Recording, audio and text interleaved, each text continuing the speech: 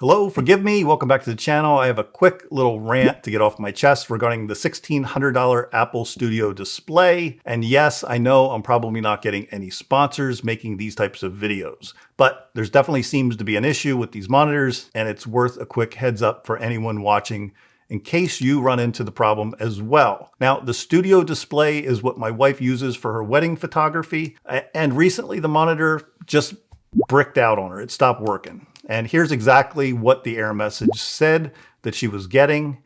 Before I get into the Apple support, or what I want to call the lack thereof, let me just say I'm very savvy at troubleshooting. I've tried everything I could to resolve the issue before reaching out to Apple support. Now, because, let's be honest, we all know reaching out to any customer support service is like hours of wasted time that you'll never get back. I made sure that the Display Studio itself was running the newest firmware release 15.5, which is the current version as of this video upload, and the Mac Studio that she was also using was running the newest Mac OS as well. Needless to say, removing and reconnecting all the cables and everything else I tried did not resolve the issue. I also found numerous online posts with users having similar issues with the new Studio displays, and the issue varied but did seem very similar to the issue that I was having. Now, many of the reported issues seem to stem from a firmware update pushed to the monitor itself. Yes, this particular monitor gets pushed firmware updates by Apple. So here's one of the support articles written by Apple regarding many users having related issues.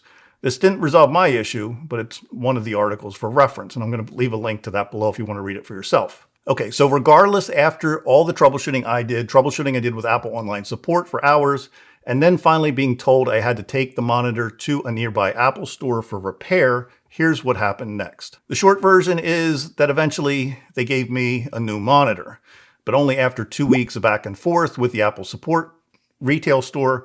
And yes, for reference, it was the first thing I asked for when I walked into the store, which they didn't want to do.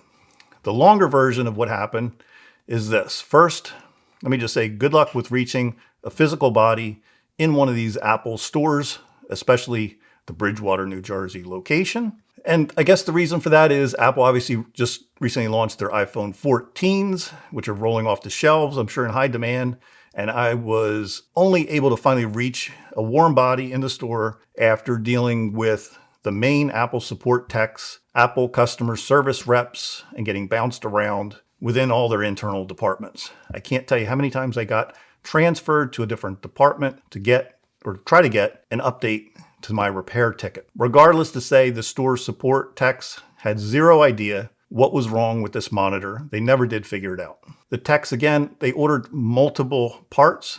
They ordered what they called new glass or new display glass. I assume that's the monitor glass itself, but who knows. Along with what they called a logic board, basically the brains of the monitor. They also replaced the monitor's camera cable, which apparently they damaged while doing the repair, and in turn took more time because they had to order a replacement cable, which again just delayed getting a new monitor, which was the end result. Bottom line, they couldn't identify the problem even after 2 weeks of having the monitor. And the kicker was I'm picking up the new monitor and they tell me they can't even give me the box for the monitor. So I'm lugging this thing around the mall, no box, no protective casing. I mean, it's just an accident waiting to happen. So I had to drag the monitor around the mall. Again, no protective packaging.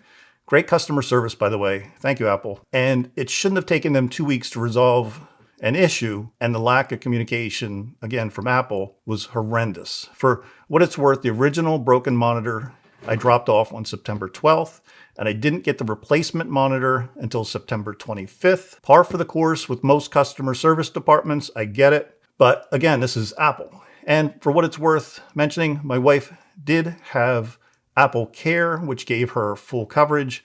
Bottom line, it didn't cost me anything except for the inconvenience of her being without a monitor because, again, she's a wedding photographer and she has client work to be done. And the main reason I'm making this video is because Apple kept claiming throughout this process that they've had zero issues with these monitors, which I find hard to believe, and despite the numerous posts that I found online, which they didn't acknowledge, perhaps this video will help a few of you out just in case you've run into the issue, or at least give you a little more credibility that there is an issue if you need to return your monitor to the store for similar problems. And let me know in the comments down below if you've had problems with your studio display. I'd love to hear from you. Again, just a sounding board for anyone that might be having these issues. That's it. Thanks for listening. We'll see you in the next video.